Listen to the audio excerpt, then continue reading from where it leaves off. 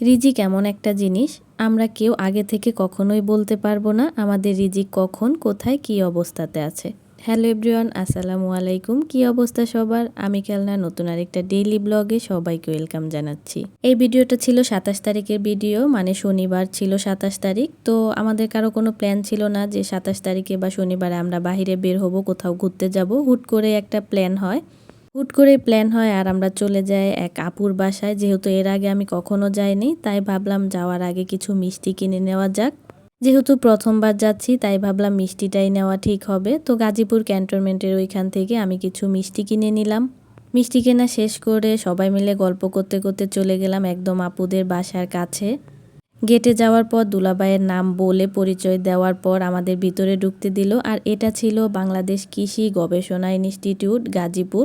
তো এটার ভিতরের যে পরিবেশ, মাশাআল্লাহ অসাধারণ ছিল পরিবেশটা। আপনারা যারা প্রকৃতি প্রেমী তারা এটার ভিতরে একবার ঢুকলে না মনে হয় না আপনাদের ফিরে আসতে মন চাবে। আমি পুরোটা ঘুরে দেখতে পারিনি, তারপরেও যেটুকু দেখতে পেরেছি মাশাআল্লাহ আমার কাছে অনেক বেশি ভালো লেগেছে। এই তো তারপরে চলে আসি বাসায় এবং বাসায় এসে দুপুরের খাবারটা খেয়ে নিই। এটা ছিল আপুর একদম ছোট ছেলে। আপুর 2টা মেয়ে, একটা ছেলে। বড়টা ভার্সিটিতে পড়ে এবং মেজোটা ক্লাস 5-এ, আর এটা হচ্ছে ছোট ছেলে। দুপুরে খাওয়া শেষ করে আমি ওর সাথে একটু দুষ্টামি করতেছিলাম। ওর খেলনাগুলো বের করছিল আর আমাকে দেখাচ্ছিল।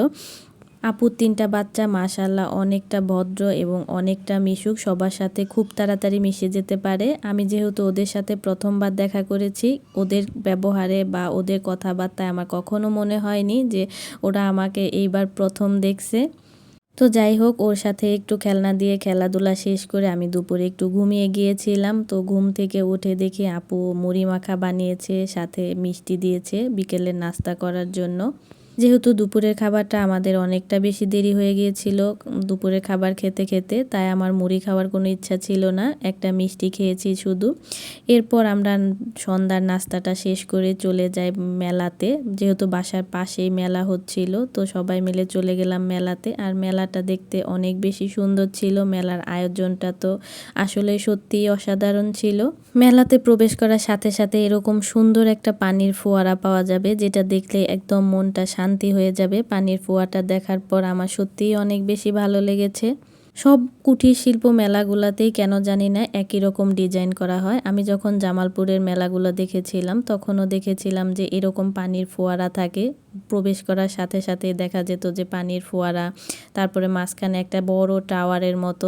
এগুলা কমন একটা বিষয় হয়ে গিয়েছে, মানে মেলাতে এইটা একটা কমন বিষয়। তো সবচেয়ে আনকমন লেগেছে এই মেলাতে এই লাইটিংগুলা। এইটা আমি জামালপুর দেখিনি কখনো। তো এইখানে আমার অনেক বেশি ভালো লেগেছে। অন্ধকারের মধ্যে লাইটগুলা দেখতে অনেক বেশি ভালো লাগতেছিল, তাই কিছু পিকচার উঠিয়েছি এবং সাথে আপনাদের দেখার জন্য একটু ভিডিও করে নিয়েছিলাম। এরপর সামনে কিছু দূর আগানোর পরে দেখি গানের অনুষ্ঠান হচ্ছে, মানে কনসার্ট হচ্ছে। তো ওইখানে কিছুক্ষণ দাঁড়িয়েছিলাম, গানটা উপভোগ করলাম। তো গানটাতে যেহেতু আমি সাউন্ড দিতে পারবো না, কপিরাইট আসবে, তাই আপনাদেরকে আর শোনাতে পারলাম না, শুধু দেখাতেই পারলাম। আমি যেখানে দাঁড়িয়েছিলাম একদম বক্সের সামনে, গান খুব ভালো একটা শুনতে পারিনি, শুধু বক্সের একদম বাজে একটা শব্দ কানের মধ্যে এমনভাবে লাগতেছিল যে অনেকক্ষণ আমি ওইখান থেকে চলে আসার পরে কানে কিছুই শুনতে পাচ্ছিলাম না। অনেকটা বাজে একটা শব্দ ছিল।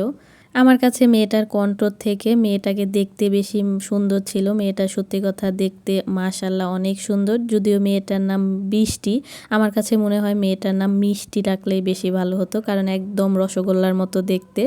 যাই হোক, তারপরে চলে আসি আচার খাওয়ার জন্য। তো এইখানে সব ধরনের আচার ছিল। এইখানে বেশিরভাগ সব কিছুর মধ্যে মিষ্টি আচার ছিল। আমি অনেক টক আচার খুঁজতেছিলাম, কোনোভাবে টক আচার মিলতেছিল না। টক আচার বলতে শুধু তেঁতুলেরটা ছিল, কিন্তু তেঁতুলের আচার আমার কাছে মানে তেমন একটা ভালো লাগে না। বড়ই, আম এইগুলা হলে একটু ভালো লাগে। তারপরে কি আর করার, বড়ই আর তেঁতুল মিলে 2টা মিক্সড করে আমি একটা আচার নিই। মেলা থেকে আমি কোনো কিছুই কিনিনি, শুধুমাত্র আমার ভাস্তির জন্য কিছু ক্লিপ কিনেছি, আর কিছুই কেনা হয়নি। তো আজকের এই ছোট্ট ভিডিওটা আপনাদের কাছে কেমন লাগলো তা অবশ্যই কমেন্টে জানাবেন। আর আমার ভিডিওটি যদি ভালো লেগে থাকে তাহলে ভিডিওতে অবশ্যই লাইক, কমেন্ট এবং শেয়ার করে দিবেন। আজকের মতো এই পর্যন্তই। আল্লাহ হাফেজ।